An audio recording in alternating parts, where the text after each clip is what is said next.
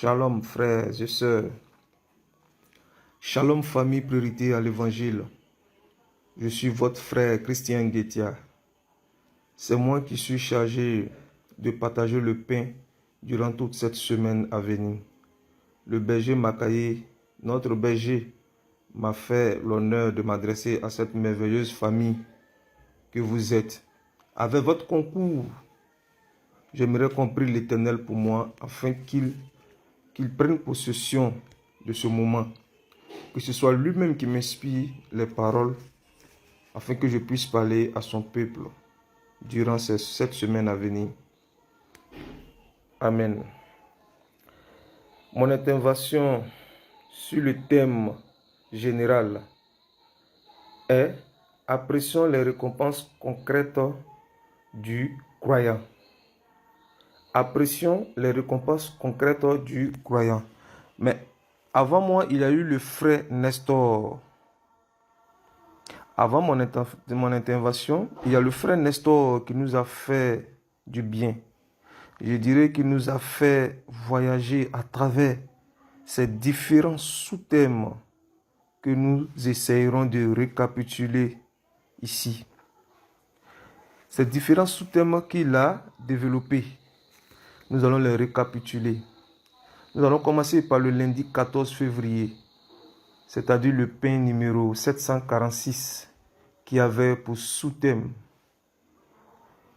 comme sous-thème, c'était les récompenses du croyant en termes de statut sur terre. Les récompenses du croyant en termes de statut sur terre.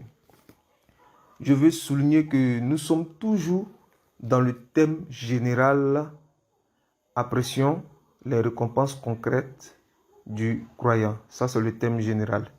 Comme sous-thème, le lundi 14 février, nous avons les récompenses du croyant en termes de statut sur terre. Nous allons récapituler ce que le frère a dit ce jour-là. Le verset de base était 1 Pierre 2, verset 9.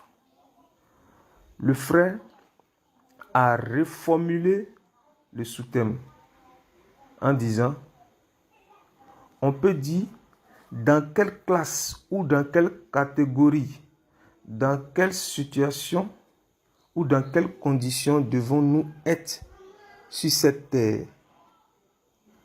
Quelle est notre situation réelle en tant que croyants de Dieu? Si nous croyons en Dieu, il changera notre situation, notre personnalité. Il changera aussi notre situation. Nous devenons ainsi une race élue, c'est-à-dire nous portons la marque de celui en qui nous croyons. Croire en Dieu fait de nous un sacerdoce royal. Se dévouer à l'autre sans rien lui demander, sans lui demander quoi que ce soit. Le sacerdoce royal. En tant que croyants, nous devenons une nation sainte. En tant que descendants d'Abraham, nous sommes une nation sainte. Un peuple acquis. Nous quittons l'obscurité à la lumière, l'ignorance à la connaissance. Nous, les rachetés par le sang de Jésus-Christ, des ambassadeurs de Christ. Le frère Nestor nous a exhortés à être serviables. Oui, à être serviables. Et il a cité les différentes récompenses du croyant qu'on va récapituler ici. Race élue. Nous sommes une race élue. Nous sommes un sacerdoce royal. Nous sommes une nation sainte. Nous sommes un peuple acquis. Un enfant de Dieu. Une nouvelle nature. Waouh! Toutes ces vertus nous viennent de l'Éternel. Comme est-ce qu'il est bon d'être un enfant de Dieu. Pour le mardi 14 février, c'est-à-dire le pain 744, qui avait pour sous-thème les récompenses du croyant en termes de possession terrestre. Nous avons eu pour thèse d'appui 2 Corinthiens 9, verset 8. Le frère nous a reformulé encore ce sous-thème-là. Il a dit, qu'est-ce que nous pouvons avoir comme récompense sur terre en tant que croyants?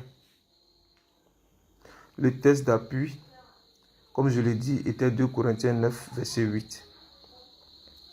Frères et sœurs, Dieu donne tout ce que nous avons besoin pour vivre heureux sur cette terre. Mais, à une condition, le surplus, nous devons le partager avec les autres. Le surplus ne nous appartient pas. Dieu nous le donne pour qu'on le partage avec les autres. Pour satisfaire les besoins des autres, Dieu nous le donne le surplus. Nous devons utiliser ce surplus-là pour faire de bonnes œuvres. Et c'est ce qui est agréable à Dieu. Dieu a le pouvoir et la capacité de subvenir à nos besoins. Nous, humains, nous confondons besoin et envie souvent. Nous dit le frère Nestor. Et cela est véridique. Il a pris la peine de nous éclairer sur la différence entre ces deux mots. Ils expriment tous deux des sentiments, c'est vrai, mais ils sont différents. Là, nous prenons l'envie. L'envie est un sentiment mêlé d'irritation, de haine. Avoir l'encre d'être comme l'autre, avoir l'envie d'être comme l'autre, ou plus que lui. La manière de parvenir à cela, c'est ça qui est mauvais. Souvent, on arrive à nourrir des mauvaises idées envers l'autre lorsqu'on n'arrive pas à avoir ce qu'on désirait que l'autre. On se nourrit de convoitise, de jalousie et haine. Le besoin est un sentiment. C'est un manque nécessaire, indispensable à la vie. Le besoin, définition, est un sentiment. C'est un manque nécessaire, mais indispensable à la vie. Frères et sœurs, sachons faire ces deux différences. Dieu ne peut pas satisfaire nos envies.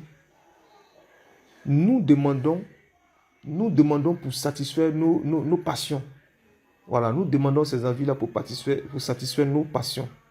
Nous demandons mal, c'est pourquoi si souvent nous ne sommes pas exaucés. Nous devons être en mesure de connaître la différence entre les envies et nos besoins. Dieu répondra à nos besoins, mais pas à nos envies nécessairement. Ça, c'est clair. Tout est possible à celui qui croit. Tout est possible à celui qui croit, mais pas pour la satisfaction de nos besoins. C'est vrai que tout est possible à celui qui croit, mais pas pour la satisfaction de nos besoins. De nos envies plutôt, pas pour la satisfaction de nos envies. Dieu ne nous accordera pas nos désirs qui pourront nous conduire sur la voie de la perdition. Rien n'est impossible à Dieu en ce qui concerne le besoin de ses enfants. Les différents types de récompenses, il y en a deux types, a dit le frère. Il y a le besoin matériel tangible et le besoin spirituel. Le besoin matériel personnel pour être dans cette grâce, de pouvoir toujours obtenir, nos besoins de la part de Dieu, il faut avoir un esprit de partage. Un esprit de partage, c'est-à-dire la dîme, l'offrande, le partage avec le pauvre. Il faut partager avec le pauvre. Combien de personnes font ce partage? Oui, ça, il est très important de partager avec les autres, ceux qui sont dans le besoin, faire la dîme, les offrandes. Le besoin spirituel personnel, c'est le don du Saint-Esprit. Il nous faut également contribuer aux besoins spirituelle des autres. Quand nous avons reçu le Saint-Esprit, Dieu nous a fait don. Nous devons l'utiliser au service des autres. Il y a le don de guérison, le don de prophétie, le don de libéralité. Nous devons les utiliser à bon escient pour aider les frères et sœurs dans le besoin. Il y a des gens qui ont besoin de prières, de délivrance, d'autres ont besoin de prières, de guérison. Et tu as ce don, tu es assis avec. Il faut pouvoir le mettre au service des autres. Dieu nous donne le pouvoir de dominer sur tout. Sa parole est claire. Voici le récapitulatif de ce mardi. Nous allons passer au mercredi 16, le récapitulatif du mercredi 16 février, c'est-à-dire le pain numéro 745. Comme sous-thème, nous avons eu 2 moyens par excellence pour accéder à nos récompenses terrestres. Le texte d'appui est Hébreux 10, verset 36.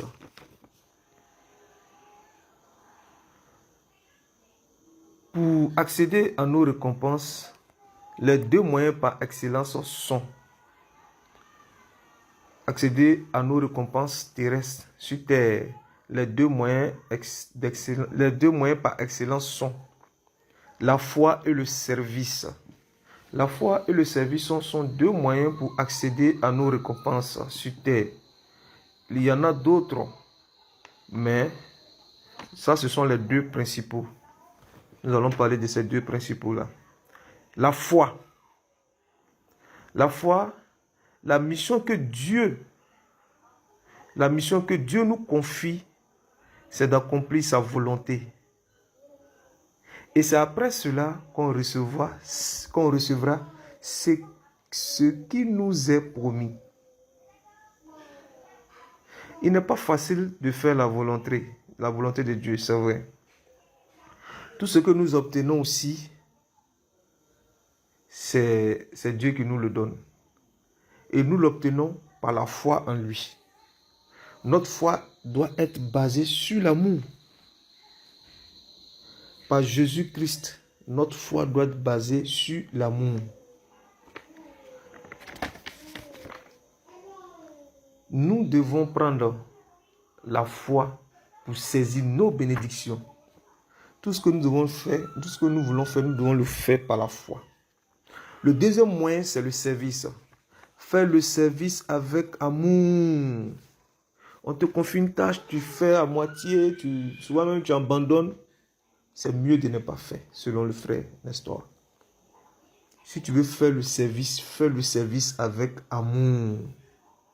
Car c'est le seul qui pourra nous récompenser.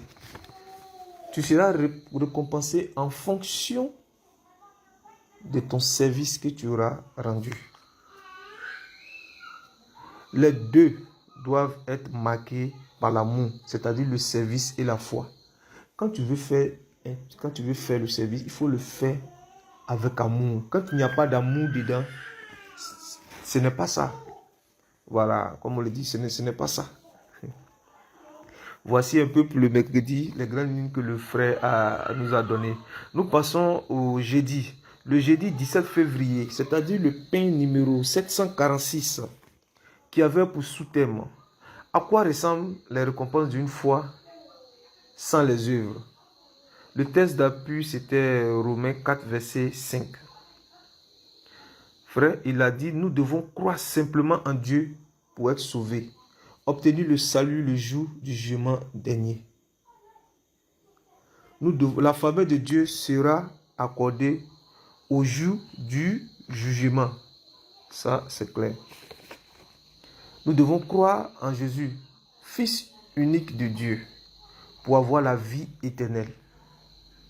Il y a aussi des conditions pour lesquelles nous pourrons être sauvés.